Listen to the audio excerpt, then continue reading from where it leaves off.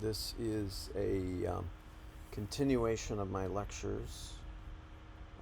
Hopefully, I have enough real estate here to show what I have to show. This is lecture 10, I believe it is, of urbanism and digital narratives after COVID.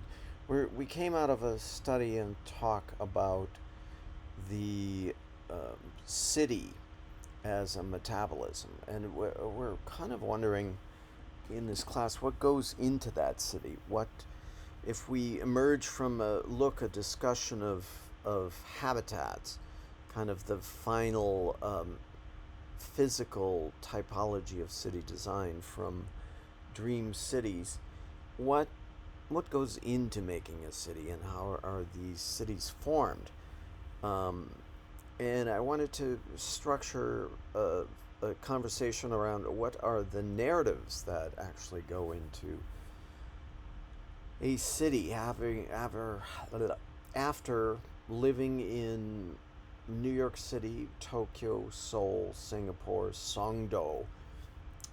There are implicit and explicit behaviors you are supposed to have, not only lawful notions, but also notions of how you, where, and what, and why you would conduct a life, how and why would you replicate a life, reproduce, create taxpayers, children, and the direct influence of the city as a type of ant-heap with algorithms is important to study. Certainly after the COVID epidemic and the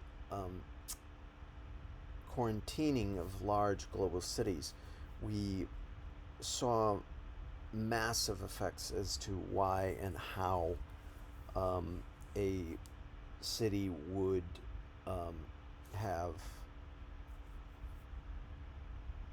a response to its formation of game structure. So let's look at the top. Modernity as pure consumerism, modern city, modern New York. Your relationship to New York City is one of a consumerist trend. Go there, buy things, live a life, earn some money, make things make you happy, and so forth.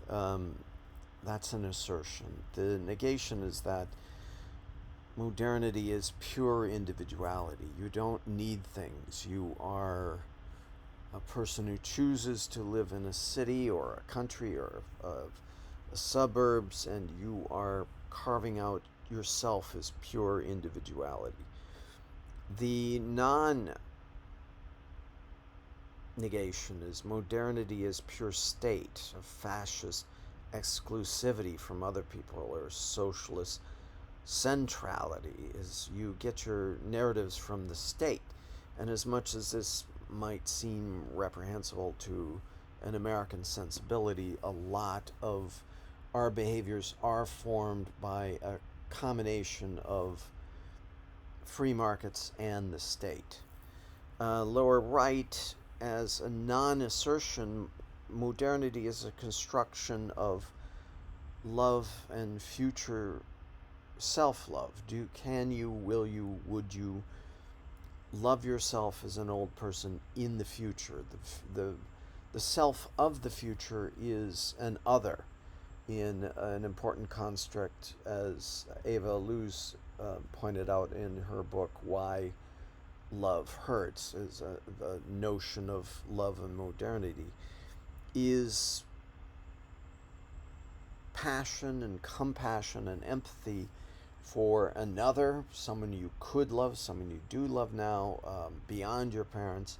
And is it possible in a rampant commodity culture to actually love your future self as much as much ideology tells you to love the other, or as in Judeo-Christian, Confucian, Buddhist tradition, do unto others? Would we do unto our future selves as we would do to our present self? Would we save? Would we be good stewards of its life? This is a debatable question in an existence of final algorithmic um, neo-modern capitalism. So we're looking at the metabolist city as a way of space forming, space shaping, that creates um, the neoliberal habitat situation. Perhaps it can go into forms of socialism, but we're also talking about ways in which the self is formed also in this process. So at the top, I've structured certain game algorithms on game theory algorithms on what we would feel this modernity to be. Again, modernity coming out of the combination of the Rousseau French Revolution, a way of maximizing your individual potential as an individual, but also blending that with the German idealist tradition of Immanuel Kant, will your maxim to which it shall become universal law, much like the Confucian, Buddhist, Judeo-Christian, do unto others as you would do unto yourself. Individual maximization, a notion of enlightenment, expansiveness, but also on top of that, a notion of a pedagogical notion of respect and empathy for the other. So, proceeding. This again is from a number of sources. Deleuze, Why Love Hurts, notion of how people react to choices, actions in sociology. My little graph here is a condition between maximizing, way on the left there, and satisficing, kind of a vertical response to your sense in time. I want that, I'm here now, I'll deal with it. I want it, I want that person, I want that job, I want all of these things, has evolved into a greater sense of maximizing, principally because of the psychology of the internet, also with this consumerist mentality of hey, I can get better. I can get better than just merely being satisfied with this. I think there's a Greek precedent to this called the Greek precedent is called Chronos and Kairos. Chronos is, roughly put, this travel through time to maximize what you want rationally, but not having an ability to live and empathize and immerse yourself in the situation. Where Kairos is the Greek sensibility. I'm here, I'm now, I want it, I'll experience it, I'll live within it, I'll immerse myself, I'll be transformed by it. That's the notion of satisficing. Looking up here at modernity as pure consumerism, or modernity as pure quest for individuality, we do see this in Nomad Land, of her choice to reduce her consumer items down to a minimum, but also are her choices to be mobile, one of capturing pure individuality. So on the left we have satisficing. I forget the sociologists of the 50s who came up with this sort of dichotomy, this difference in approaches. And the Greeks, again, with Kairos and Chronos. The diagonal line is sort of created as a game realm, a realm where we enter into a contract with another, a boyfriend, a girlfriend, a lover, a spouse, an intimate in some sense. And those people we bring into the habitat, if we're sort of coming out of this notion of habitat or clusters as the final formation of global cities as 55% of the population. What sorts of game structures do we enter into with intimates, with families, with children, with extended families, with friends? What do we alternate in this satisfying, maximizing response in terms of our friend? We have time's arrow and that wonderful aspect of second law of thermodynamics that we cannot go back in time. Whether this is pure psychology or whether this is, again, groupthink, is debatable, but for the sake of this argument, let's just say time marches on and we move to greater states of decay. Hopefully this leads to a response to peak end experience in memory, much like satisficing, realizing you are experiencing it, you're here, you're in it, you're in an ecstatic sense with a setting as she was in the desert, merely perceiving the beauty of the desert and no man's land.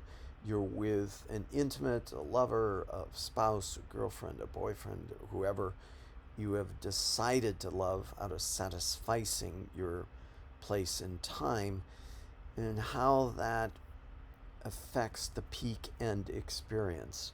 How can we understand the narratives of the past by having a peak experience and experience memory within that time? A somewhat sad fact, I forget by who suggested, I think it was Kevin Kelly, founder of Wired magazine and early Silicon Valley pundit, has stated that all Socratic debate, all debate of why, wherefore, interlocutor debate, who we are actually talking with, will be ended by a Google search. This is an immensely, as I feel, facile response to reducing all human endeavors to finding answers instead of searching for questions. Again, referencing Nomadland, when her family, friends, and people who aren't traveling in the van say, why don't you live with us? Isn't it sad being rootless on the road? I think she was in a meditative state looking for the questions. This notion that the Google search will provide everything for us, which is a notion out there, responds too simplistically to the notion of when are we in a state of ecstasy, satisficing our search for both questions and answers, and when are we maximizing the best way to live.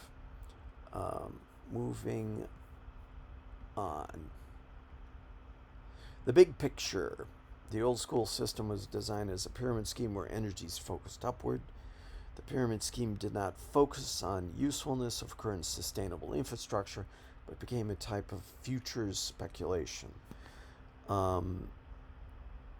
The self-robbing from the future to pay the present. So your future self, the other, in a building pyramids in Egypt, building cathedrals in medieval Europe, building a career at an advanced university to go further and going into the debt, doing that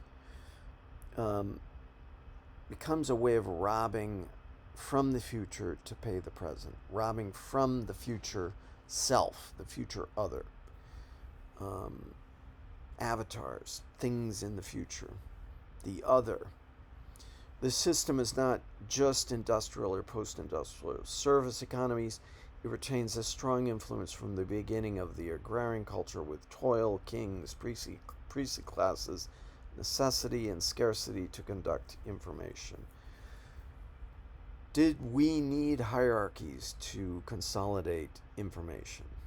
Big question. Did we need kings and knights to harass us as vassals working in on farms? Greatly debatable. Did we overthrow Golden Age, where we did not need this hierarchy, to accept the hierarchy, to accept larger social cohesion, the formation of cities 6,000 years ago, and all the related objects. This was done during a sort of a dealing with Gilgamesh for a VR space.